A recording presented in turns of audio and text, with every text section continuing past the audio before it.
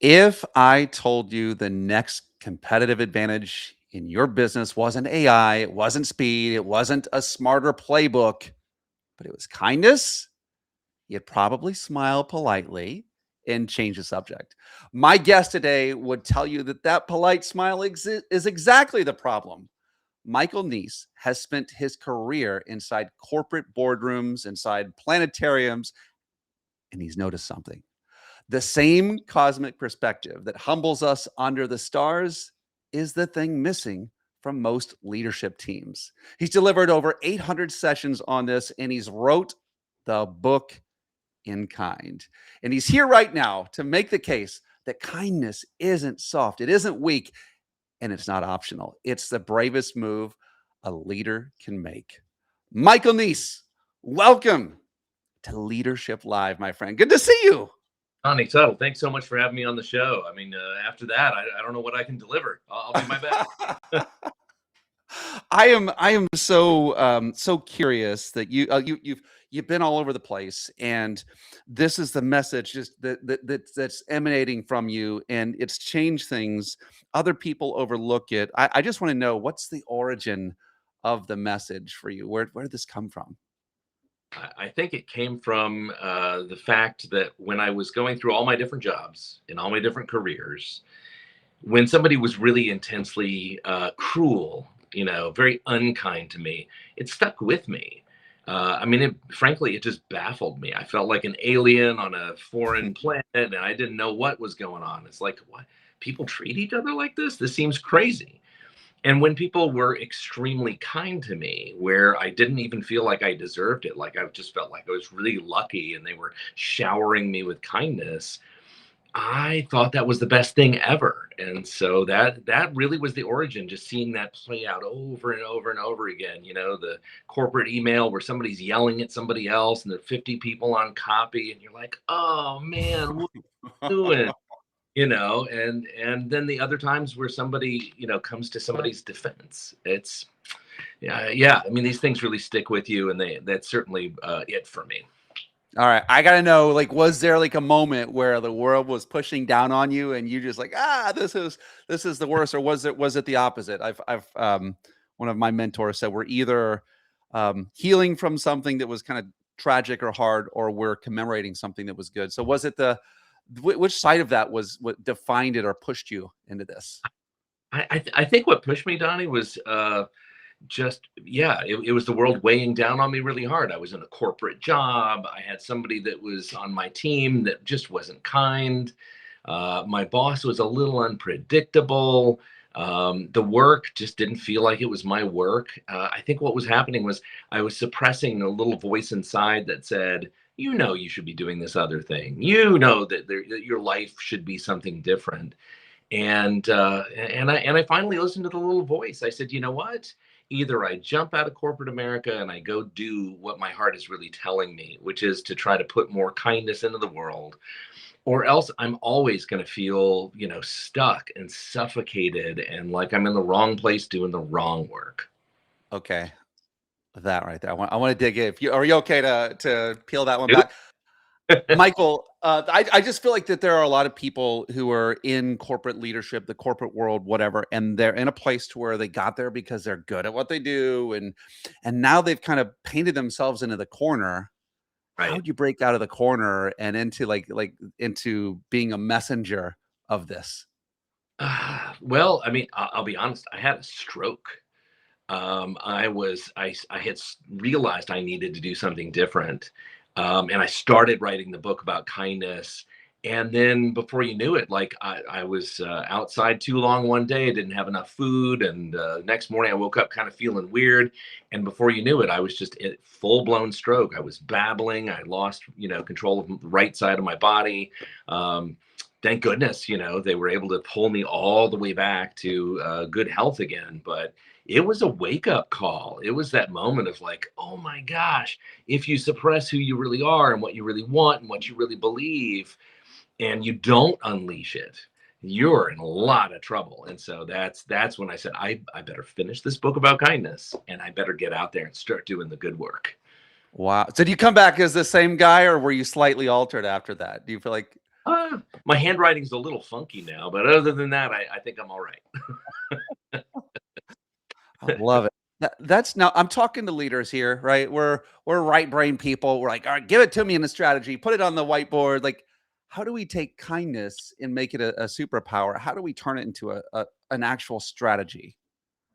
Well, you have to have buy-in from the top all the way through to the frontline workers. If you don't have agreement on the fact that you need kindness, it will only work in pockets and it'll only work temporarily. But there was a study that was done not too long ago with Google. It's called Project Aristotle. And the very short summary of it was they had lots of groups that they formed, and the groups that did the best were the ones where there was psychological safety. And that's just a very simple Right. way of saying that if a person has a goofy idea, they feel like they can say it out loud. And if they have, if they see a problem and it's something that involves the upper leaders, they can say it, and they have no hesitation. That's psychological safety, and you only get that if everybody trusts everybody else enough. And you only get trust if everybody's being really kind. I mean, people are stealing your ideas, you don't feel trustful, and those are not kind acts. So Mm. it's people feel comfortable and feel safe. It's interesting as you're going through. There's the image in my mind. Well, first it made me think about how oftentimes, and I've worked in environments where I had to be a persona of Yeah. myself, and it's almost like you have to dim yourself a little bit or alter yourself. You're not bringing your full genius into what you're changing. But have you ever seen the show, Severance? Oh yeah. Oh yeah.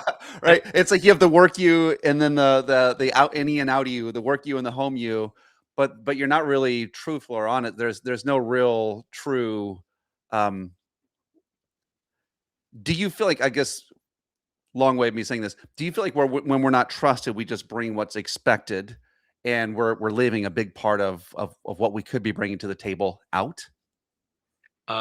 Worse than that, I would say that we are diminishing ourselves so that what's expected versus what we bring, we're bringing even less than that. I mean, think about it. You have a change in leadership where, everybody's been kind, everybody's been hearing each other, they're super innovative, very productive. Nobody leaves this job because they love it. They've been there for forever. Suddenly you have a change in leadership or somebody new comes in and things change subtly. Mhm.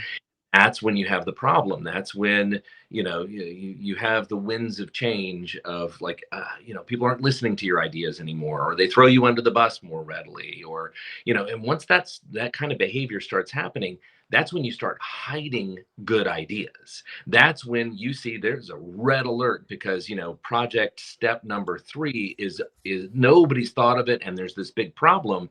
You're on step number 1. Well, you don't say anything. You say nothing because somebody's going to yell at you because they're like, look, we have to stay on project timelines, and we don't need any, nervous Nellies. We don't need anybody who's going to be a naysayer. So, keep it to yourself. So Mm. people themselves, and that is a huge problem. That's when your problem that becomes a corporation breaking nightmare. For sure, and I would ask for leaders who are watching or listening, how much is it costing you if your best people are hiding ideas? Like, right now, we're at the dawn of, like, ideas are gonna set you apart from competition in so many different ways. Right. What's it costing you if they're hiding it? I wanna, go through a couple of things just for leaders. I'm thinking there's a mindset. I heard you say something on a recent post where it's like this assumption. So I wanna talk about mindset, and then we'll get into, like, some of the skill set, because I do think some people are just, like, maybe, like, if they were to hear you, they might just try to, um, say the right thing or, make it a structure, but there's a mindset. Can you talk Yeah. to us about that, about assumptions? Sure. Yeah. The mindset for me, like I worked in planetariums for forever. And so I always have this sort of astronomical cosmic view of everything.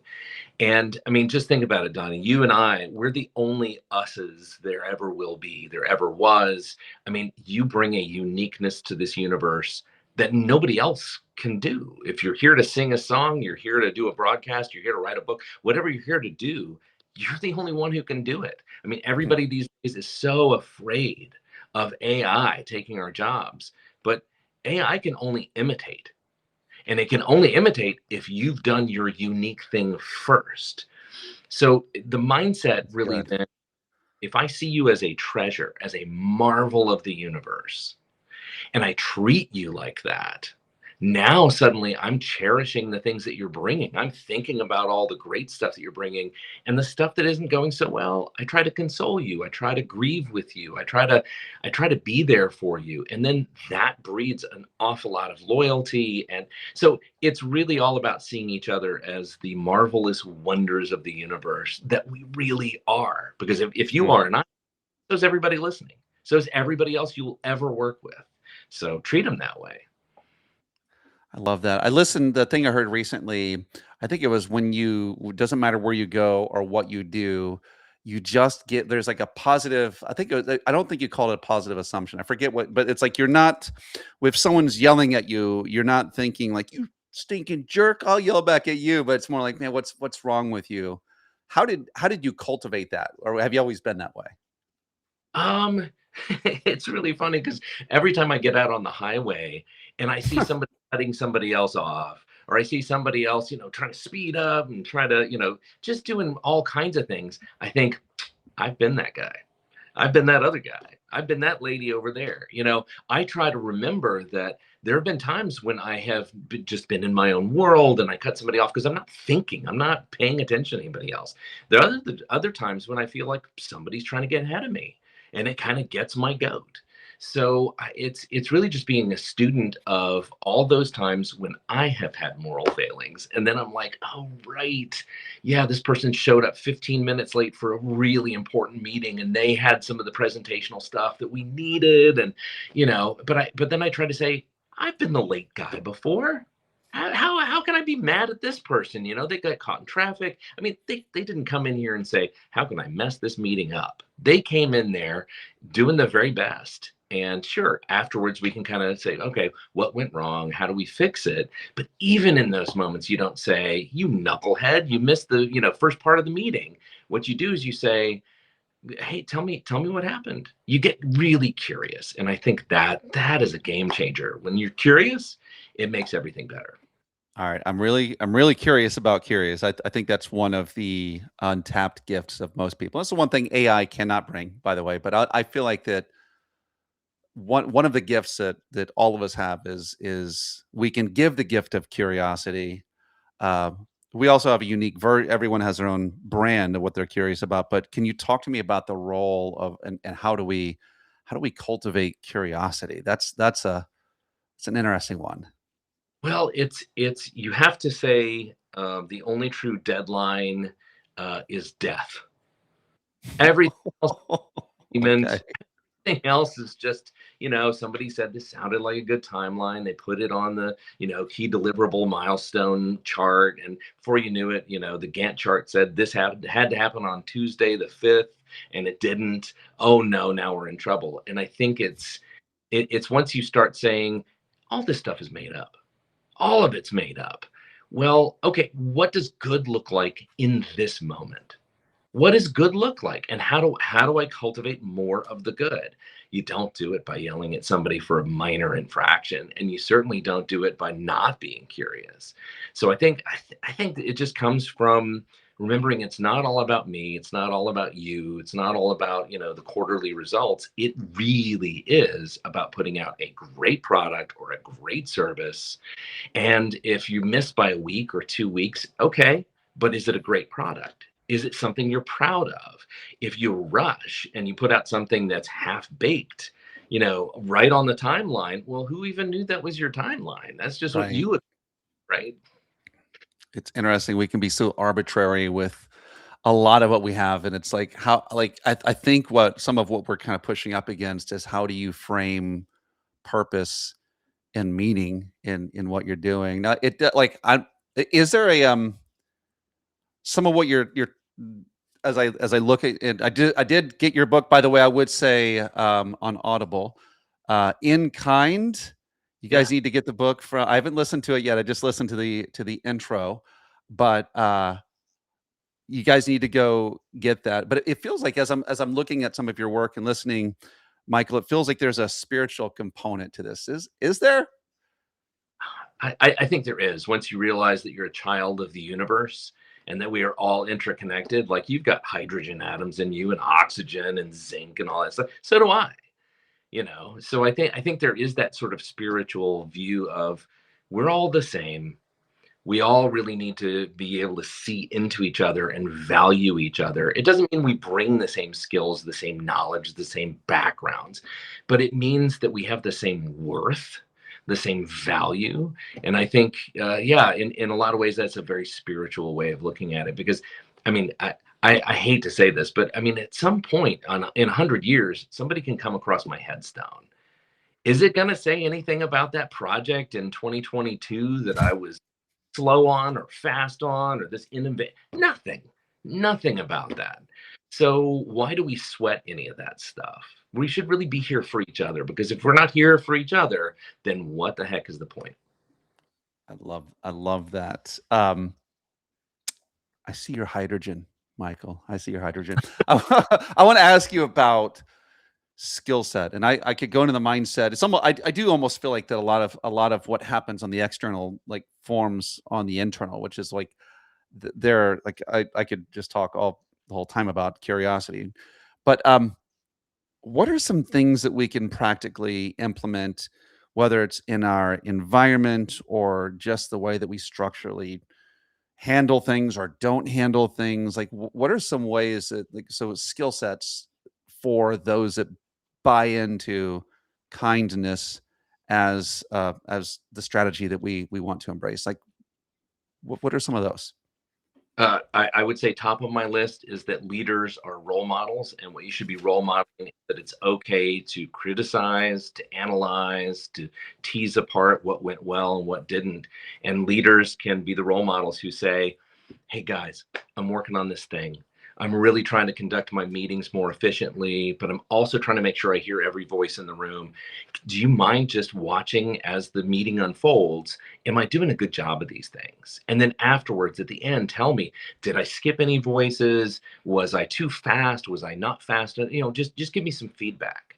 As soon as leaders start talking about give me feedback, now it doesn't feel so bad if Donnie, I'm going to give you some feedback, right? It doesn't Mm, give somebody else on your team some feedback, because you've seen me welcome it and see it as a tool for oh, improvement. that's good. That's good. I want to there are some like I work with a lot of times. I'll call it the nice guy, right? The people who like their OS, their operating system is kindness. It is care. What are some of those things in some of the ditches that they can find themselves into? Like I know, like whether it is people pleasing. Some Sure. people see that as a problem. People please. Like there are all kinds of every path is fraught with danger. What are some of the things that those of us who are naturally functioning this way, what do we need to watch out for? So yeah, I mean, first thing to do is let's have a very quick conversation about nice and kind and how they're Oh, different. yes, yes. Because being kind means that I stand in the way of the bully who's trying to hurt the little kid behind me, right? That's kindness. That means that there's courage involved. It means that I have to honestly reckon with the fact that there are risks and that there is danger. Nice is hearing somebody berate somebody else in a meeting and saying, well, you know, they're just having a hard time. Let's not say anything about it. Let's not do anything about that. Nice is plastering things over and pretending things are fine. So kindness has truth telling, it has courage. Nice has cowardice, it has hiding, and it has lies. There's so many lies that people tell if they're just trying to be nice. Oh, this person said a racist remark about that other person. Well, you know, let's just try to live in harmony. Let's not call him out. Let's not. That's nice. That is not kind. And kindness is what's called. Oh, that's so good. That's so good. There's listen, right now, I really hope that someone listening to this right now who thought that they were kind realizes that they've been nice. Nice isn't always good. It's Yeah. not like we've been trained, by the way, Michael. A lot of us have been trained to be that. But really, the truth is, I love how you put it that kindness involves courage. It involves truth telling. Niceness has like there's some hiding, there's some lying that's happening here. And the truth is, listen, all of us have some layers of these things. There's no question, Yeah. but it is Yeah. good to look at that. And I love how you invited people into into the process. I'm curious with you, like you've spoken all over the world. You've done all kinds of like crazy cool things. I like my brain's going two ways. I want to hear about the whole how the planetarium informed this, like because like there's that world. But then the other thing is like I'm wondering if there's been anything really cool that you have seen, any cool transformations you've seen. So you can take either of those questions. Fielder's choice. Man. Yeah, going all over the world and pursuing planetarium kind of stuff. I mean, it's something that unites us all. If you look up at the night sky and somebody who's in Germany looks up at the night sky and somebody who's in Japan looks at the night sky, we're all basically seeing the same stuff. If Venus is up and it's in a crescent phase, Venus is up for them too. It's just a different, they have their time zone, you have yours. So yeah. I guess all my work in different planetariums across the globe. I mean, I remember being down in Argentina. That's when constellations all kind of turn upside down because you're Different, in yeah. whatnot. But it's the basic principle is still the same. We're all unified. We're all looking up at the same awe-inspiring parts of creation and going, "Oh man, I'm just so lucky to be here, and I'm even luckier to have you as my company." That makes it all worthwhile, right? Dude, for sure. I'm like, all right. When you walk into a boardroom and you have, you have this group of executives, skeptics, uh, Right. what's the first thing that you have to normally dismantle before they'll take kindness seriously? Well, we talk about who is the most troublesome person on any team. Anybody in your organization that you just get the most complaints about or that you personally have misgivings about. Let's talk about that person. How did they get here? What's tolerated? Because what a leader tolerates is what they cultivate, right? If you hire somebody because man, they're really the Ooh. my God, they're so good at AI and they know Python scripting and they know all this stuff. Let's bring them in. I've kind of heard they're a jerk and they're not great to work with, but let's bring them in because it's worth the. Right. And then you know it, everybody else who's interacting with that person on the team, they're all miserable. So you may have had some high performers who were on that team who are now just like rolling their eyes in meetings and avoiding things and calling out sick. And before you know it, it's like, man, was it really worth the risk to bring this person in who didn't share our cultural values, our values of teamwork and hearing each other? Never worth it. So that's one of the first things you have to dismantle. You have to say, look, whatever you are tolerating is what you are cultivating. And you've got to be honest about that. Oof. I have have you ever been in a scenario where you uncovered, this root of bitterness or whatever it was in an organization that was infecting everyone and you said, "Hey, listen, your culture is sacred. You need to," and then they pulled it out and you like have you watched what happens afterwards? Can you think of any I, stories of Unfortunately, the thing that I have seen more often is that leaders really don't want to hear that news. They don't want to admit to the fact that they have allowed a couple of broken leaders, middle managers. They don't want to admit that they were wrong about that. And so so what I've had to do is to go in and say, all right, you didn't know, right? You made the best guess. You hired this person. You thought this was a good gamble. It didn't pay off. Don't kick yourself over it. Don't be mad at yourself. You did your best. Mhm. So let's figure out what do you do from here. And the leaders who are willing to hear that non-judgmental, hey, you did the best in that circumstance you could, they're the ones who then benefit because then they can at least go have a hard conversation with that high contributor, but who is very, very problematic. They can go and say, hey, look, your behavior is not okay. you're producing amazing stuff, but it's not okay what you're doing on the side. And once they start having those honest conversations, then I have seen that transform. I've also seen it be where, the person just says, well, I'm taking a hike. If you're going to be all down my throat about the fact that I'm kind of mean to everybody and I say sarcastic comments, I mean, come on, dude, you knew what you were getting. Well, yeah, but if you're ready to leave, we're ready to see you leave. I've seen Ooh. that Is way. is is is that the way you would frame that? Because I do think that sometimes there is the sunk cost of like, "Ugh, we've already invested so far. Let's try to see if we can redeem this." But sometimes it's they don't know how to have that crucial conversation of disinviting people out from the fold. Is That's kindness right there, though. That's the truth telling part of kindness. That's when you're saying, okay, tell me what your experience is. Okay, I've heard your side. I've interviewed everybody else on the team. Here are some of the things that they have said. So now I'm just going through and I'm giving you data points, and it's six mm, points, 7 points, it's 8 points. They've all said that this is not okay with them.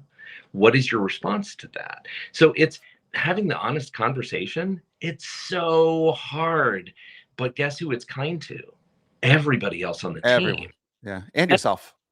and yourself, because now at least you feel like, okay, I stood up for those other 6 or 7 people who are suffering on this team. Do I really want to be the coward who hides and pretends like I didn't have a problem on this team so that I don't have to deal with it? Well, you're going to deal with 6 or 7 people who are complaining all the time. Is that better? And you're going to have to look at yourself in the mirror and go, was I really brave? Was I Mm. kind? All of those people on that team? Or was I hiding because that was more convenient? I've got to tell you too. I've been on both sides of that line personally, and I've watched other people on both sides of the line. It feels so good. It feels so weightless to when you break that barrier. It's scary in the moment, but once you commence, and you commence with the intent to discover, to find out, to see if there are better ways of making this work. Maybe that person who is problematic is somebody that can be satisfied in other ways, in other roles. Maybe they'll hear what you've had to say. Maybe they say, I've never been told this by anybody. I'm shocked, but I'm going to come back tomorrow and try to be a different person. And you see the reform that happens too. But yeah, hiding it doesn't help anyone, not even the person that you think of as being the problem. I love where you kind of went there, and it hinted again towards curiosity. And I would say that too many of us are having meetings where we predict and know an outcome before it happens. Which I think in Right. science or any other place, that's bad science. That's bad anything when you walk in assumptively and presumptively. And it's interesting how it's like I noticed there's like an openness to I'm bringing this, they're bringing that. I might not know what's happening here. There's a curiosity of almost of that kind of meeting. Yeah, yeah, for sure. It's yeah, the idea that you know what everybody else is going to do is the idea that you never needed to hire them in the first place because you've already got it under control. You already know how to do all their jobs. No, you don't. And of course, it's silly when I say it out loud, but up until that moment, it's like, yeah, I know what they're going to say. Why don't you ask? Love it. I listen, there are so many people. There's one company in particular I'm talking to right now, and I really feel like that is their advantage over other people isn't the systems. It's actually it's this courageous they have this saying home loans made human. So there's this humanity part of it. And yet we're always there's like this temptation to be drawn into the AI world or the social media, all of these other things, but it's we can surrender this core of kindness. Michael, how do you think that kindness as a strategy, as a value, how do you feel like how do you believe that could take hold in a world that's filled with people who are in it for themselves? Well, it all comes back to purpose and mission. If people are working at a particular company that is solving problems for children in classrooms, let's say that they're putting it together some sort of really cool product that helps little second graders learn French better. Well, if people are in it for themselves, then they're saying, well, I invented this piece of the product. I did this thing. My Mhm. documentation unparalleled. I made sure that we got the best interpreters so that we could record them. Like, what? So, second grader doesn't care. The teacher doesn't care. The parent doesn't care.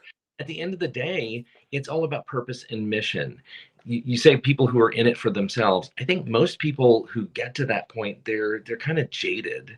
They're worried. They're acting out of fear. They're like, oh, I got to put food on the table and things are not going well. My car just, had a flat tire and I got to pay for, a whole new set of, radials. I think that's where people struggle, is that they get into um, their own monologue about their lives and about how things are hard. When they show up to work and they go, I signed up to do this work. I believed in it when we started. I still believe in it.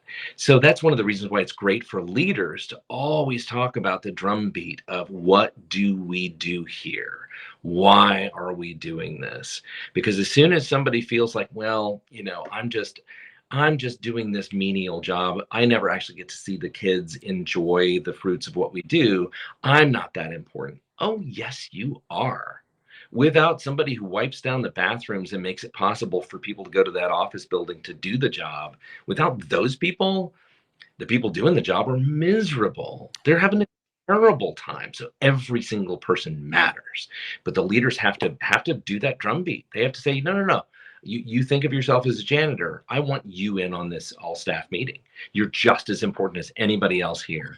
Don't ever underestimate yourself. We're helping kids.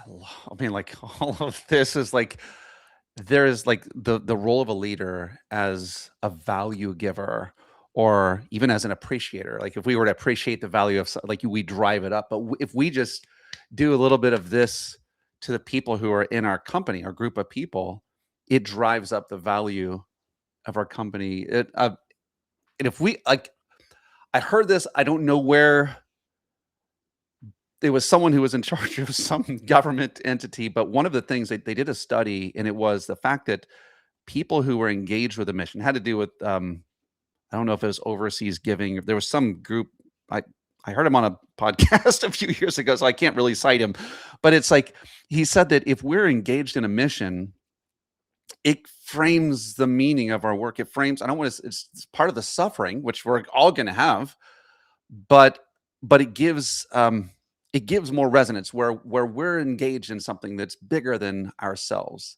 And what I'm Mm, hearing you say is like there's an important that's a important construct of the way we should be running our companies. Like what how would Michael say that, I guess? right.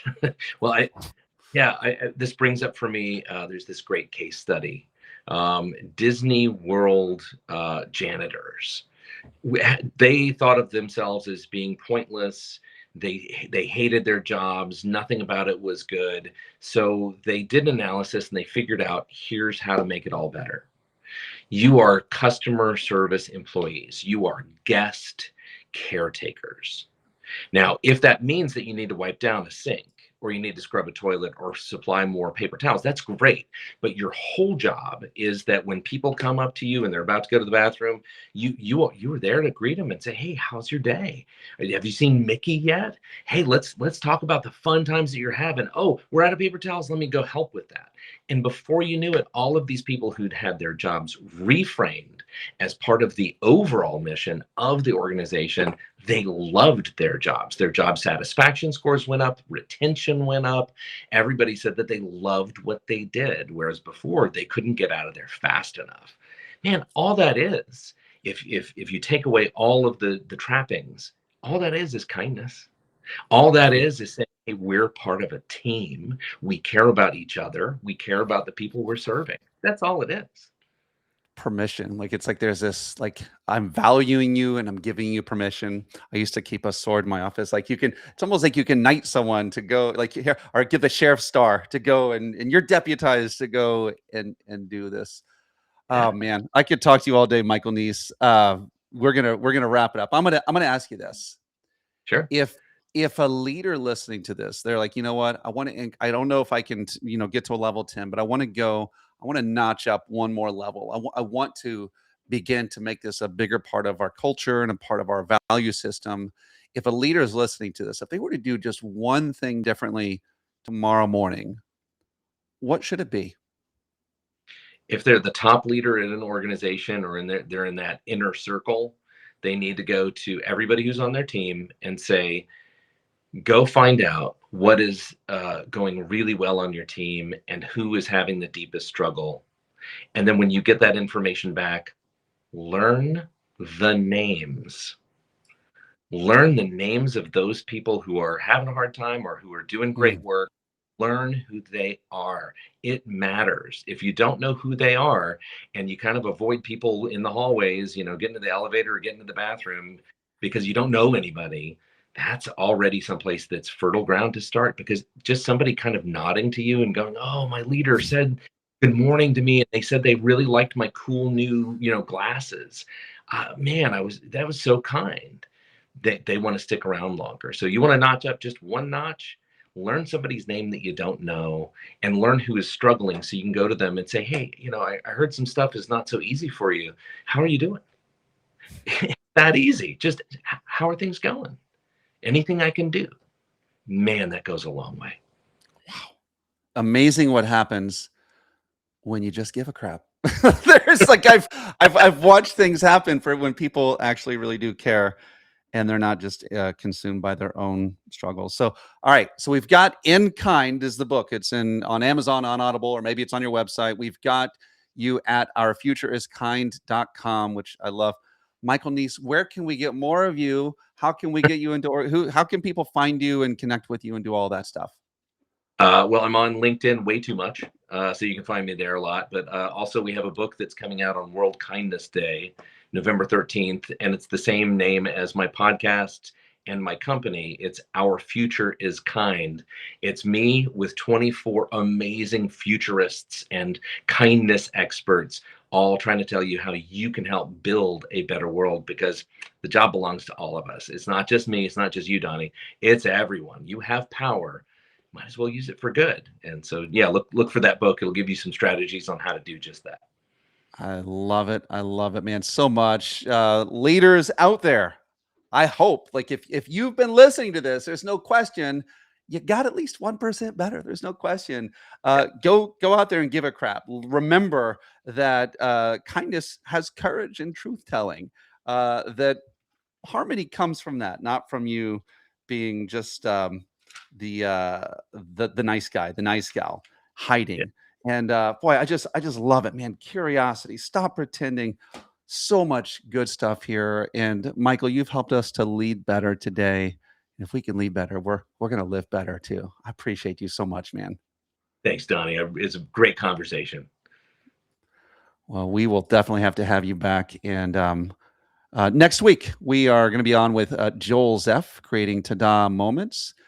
Probably, if you like this one with Michael, you're going to love the next conversation with Joel. It'll be fun. And as always, we are so appreciative of having you on Leadership Live. Thanks for letting me serve and be a voice that gets to talk and listen to cool people like Michael Neece. If anyone knows a guest that belongs on here, please reach out. We are looking for cool people who believe what we're talking about here, and we all can level up together. Thank you guys very much for listening. Thanks, Michael, for being a part.